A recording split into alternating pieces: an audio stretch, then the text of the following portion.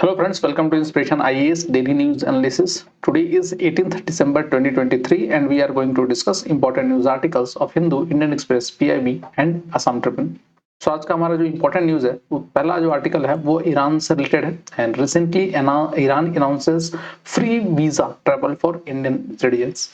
एक बहुत ही बड़ा डिप्लोमेटिक चेंजेस किया है ईरान ने। बीच में थोड़े से हमारे जो रिलेशनशिप थे थोड़े से खराब हुए थे, थोड़े से डिस्टर्ब हुए थे, बट फिर से वो ट्रैक पर आ रहे हैं।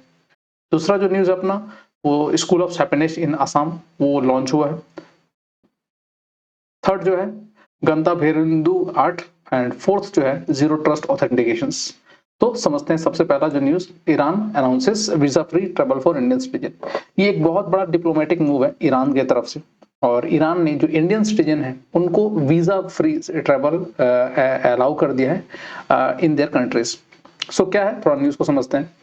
न्यूज ये है कि Iran has announced the removal of visa requirement for Indian citizens and national from 32 other countries. ठीक है, तो इंडिया के संग संग लगभग 32 और कंट्री है जिनको ये अनाउंस किया गया है visa free travel and the decision is aimed at increasing tourism and improving global perceptions of Iran. तो ईरान की जो एक ग्लोबल परसेप्शंस है कि वो बेसिकली एक रेस्ट्रिक्टेड कंट्रीज है और बहुत हद तक वहां पर रेस्ट्रिक्शंस होती है, तो वो इस परसेप्शंस को चेंज करने के लिए उन्होंने लगभग 32 कंट्रीज अलॉन्ग विद इंडिया के जो सिटीजन्स है उनके लिए वीजा फ्री ट्रैवल अनाउंस कर दिया है।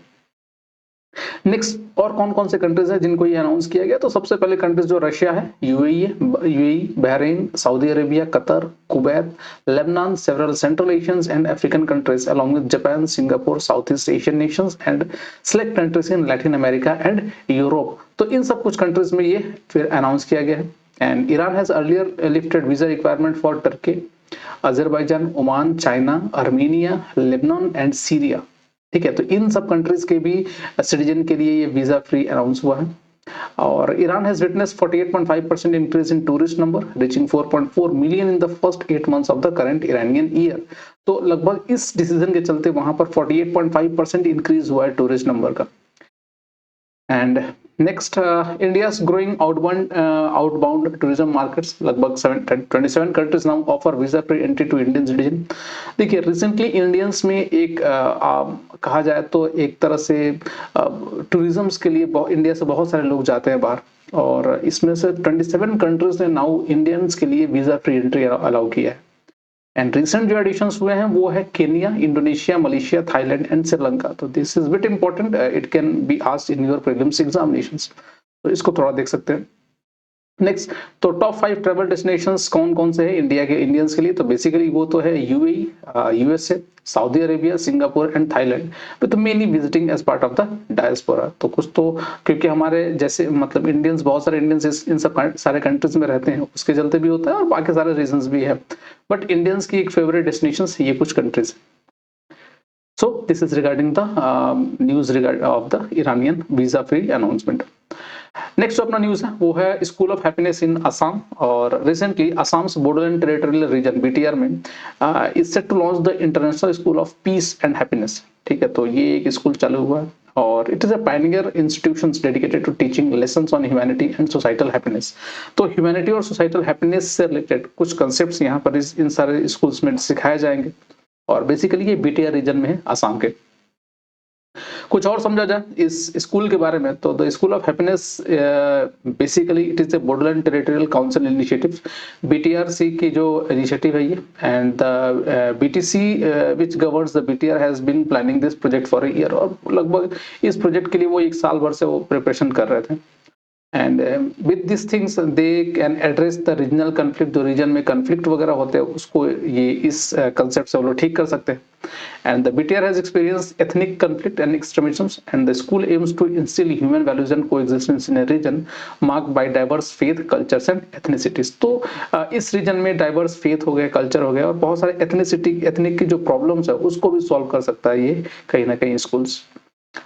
इनका विजन क्या है, it emphasize the need for formal schooling in peace building and happiness to create peace ambassadors from conflict resolutions. तो इन सब रीजन्स में जो पीस एम्बेसडर वगैरह डेजिग्नेट किए जाएंगे who is going to solve all those issues. तो एक बहुत ही अच्छा ह्यूमैनिटेरियन इनिशिएटिव है to solve the societal problems. Next, इस स्कूल के अगर जेनेसिस बोला जाए तो the concept originated from the Bodoland happiness mission. तो बोडोलैंड की जो हैप्पीनेस मिशन थी उससे चालू हुई थी, जो एक पायलट प्रोजेक्ट था, 1 साल पहले इसको लॉन्च किया गया था। एंड अराउंड इसमें देखा जाए तो 400 youths and community leaders were trained as peace and happiness volunteers at Bodoland community counselling centres. ठीक है, तो यहाँ पर लगभग 400 से ज्यादा यूथ को ट्रेन किया गया था इन सब प्रोजेक्ट्स के लिए। एंड इस प्रोजेक्ट में लगभग सोशल इशू से रिलेटेड जो अवेयरनेस होंगे वो किया जाएगा। कुछ जो हर एथनिक्स में या एथनिसिटी एथनिक ट्राइब्स में जो एक बायसनेस होती है उसको हटाने की कोशिश की गई है।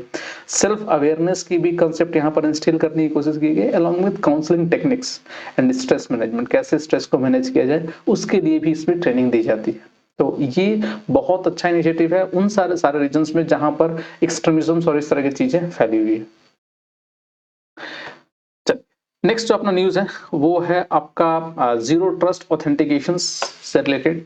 रिसेंटली आई एम श्योर आप सभी को मालूम होगा कि इंडिया की सबसे बड़ी एक कहा जाए कि साइबर जो ब्रीच हुई है, जिसमें लगभग 81 करोड़ इंडियंस का जो डेटा है वो ब्रीच हुआ है। और उसके चलते रिसेंटली हमारे जो एनआईसी है, that is the national informatics centres, उन्होंने एक सिस्टम डिजाइन किया है and which incorporated the zero trust authentications. ये क्या है? तो basically it is a response to raising cyber attack, and the center has established a secure email system for 10,000 users across critical ministries and departments। तो 10,000 users के लिए ये एक तरह का सिस्टम डेवलप किया गया है, ईमेल सिक्योर ईमेल सिस्टम, जिसमें से लगभग बाहर की मतलब लगभग अटैक या इस तरह के साइबर अटैक लगभग इम्पॉसिबल होंगे उसमें। इसके तहत अगर देखा जाए तो zero trust authentication is a security concept and framework that operates on the principle of never trust always verify. मतलब ट्रस्ट नहीं, हमेशा आफ्टर वेरिफिकेशन ही इन सब चीजों को एक्सेस करने एक्सेसिबिलिटी मिलेगी। तो होता है ना, जैसे कि आप नॉर्मली हम लोग किसी अगर एक लैपटॉप में अगर हम लोग लॉगिन करके रख देते हैं तो नॉर्मली हमारे ईमेल जनरली खुल जाते हैं, वहां पर अगली बार लॉगिन नहीं करने की भी जरूरत नहीं पड़ती है। सो बेसिकली वैसा कुछ सिस्टम नहीं होगा, हर बार जो भी होगा उसमें आपको ऑथेंटिकेशन या आपको अपने जो वेरीफाई करना जरूरी होगा, then only you can access the data. Along with this approach to cybersecurity is a significant shift from traditional security models that operated under the assumption that everything inside an organization network should be trusted। तो ऐसा कुछ नहीं होना चाहिए। And in contrast, zero trust assumes that trust is never guaranteed implicitly, but must be continually evaluated and authenticated regardless of the user's location or the network's perimeters। तो चाहे network की perimeter हो, चाहे यूजर की location हो, उससे कोई मतलब नहीं होता। आप अगर उस रीजन में हैं या आपको अगर एक्सेस करना है तो you always have to verify it. I am sure आप सभी मतलब इस चीज को देखे होंगे कि आपके कंप्यूटर्स में नॉर्मली एक बार आपने लॉगिन कर दिया तो फिर से लॉगिन करने की जरूरत नहीं पड़ेगी, आप लैपटॉप को कहीं भी एक्सेस कर सकते हो। जबकि ये सिस्टम ऐसा नहीं है, जब आप इसको एक्सेस करेंगे then every time you have to verify your authenticity. So this is the provisions of zero trust authentications, ZTA। Next थोड़ा और देखा जाए इसके अंदर में तो की प्रिंसिपल ऑफ ZTA क्या है? Users are granted only the minimal level of access needed to perform their job function. This limits the potential damage in case of security breach, and every user, whether inside or outside the organization network, must be authenticated, authorized, and continually validated for securing configurations and posture before being granted access to the applications and data। Third जो है, the network is divided into small zones to maintain separate access for separate parts of the network। If one segment is breached, the other remains secure। ZTO often requires multiple pieces of evidence to authenticate a user's identity, and this include something the user knows that is the password, something the user has security token, and something the user is that is biometric verifications। तो ये तीनों चीजें कहीं ना कहीं use होगी, and this system continuously monitor and validates that the traffic and data are secure and that the user's behavior align with the expected patterns। इन सब सारे चीजों को कहीं ना कहीं वो एक्सेस करेंगे, इसको सिक्योर किया जाएगा और ये सब चीज वैलिडेट होने के बाद ही एक्सेसिबिलिटी मिलेगी। नेक्स्ट है बेनिफिट्स क्या है इससे बेनिफिट ये होगा कि एक तो इनहेंस सिक्योरिटी पोस्चर होगा by verifying every users and devices. Zero trust reduces the attack surface and mitigates the risk of internal threat. इस तरह के इंटरनल थ्रेट से बचा जा सकता है। डेटा की प्रोटेक्शन होगी बहुत अच्छी तरह से, sensitive data is better protected through stringent access control and encryptions. And compliances, it help in meeting regulatory requirement by providing detailed log and reports on user activities and data access. Fourth, adaptability. Zero Trust is adaptable to a variety of IT environment, including cloud and hybrid system. तो ये कुछ चीजें होंगी इसके अंदर में.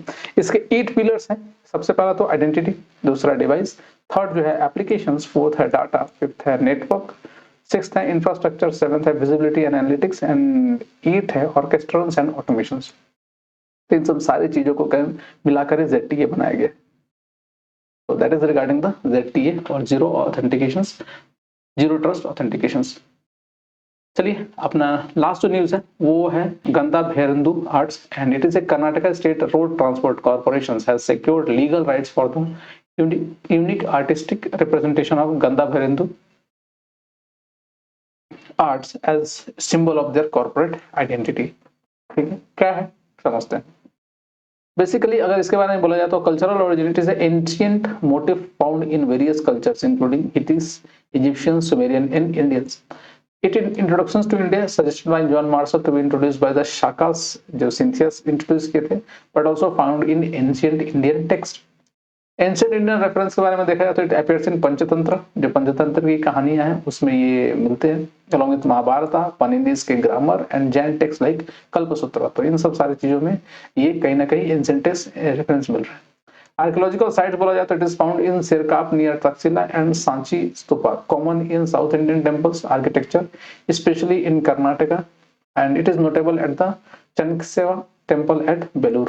ठीक है, तो ये सब सारी चीजों में कहीं ना कहीं इसके एविडेंस मिलते हैं. Karnataka temple structures prominently depicted in Hindu temples in Karnataka, linked to Vishnu's Narsimha avatar in Narsimha Purana. 6. Contemporary significance, state symbol of Karnataka associated with the Mysuru royal family and the order of Gandharvendu. ठीक है. And 7th जो है Karnataka emblem, official state emblem of Karnataka, adopted in 1956. Along with that, symbolisms क्या करता है? It represents material and spiritual power, strength and fearlessness. So this is bit important. It can be asked in your UPSC prelims examinations. So that is all regarding the daily news analysis. तो आज के लिए इतना ही. And you can follow our social media page like Facebook, Instagram and YouTube for such other video content. Along with that, we have also started our APSC and UPSC foundation batches, both online and offline formats. For more information, you can call in this number. So that's all for today, and please do take care of yourself.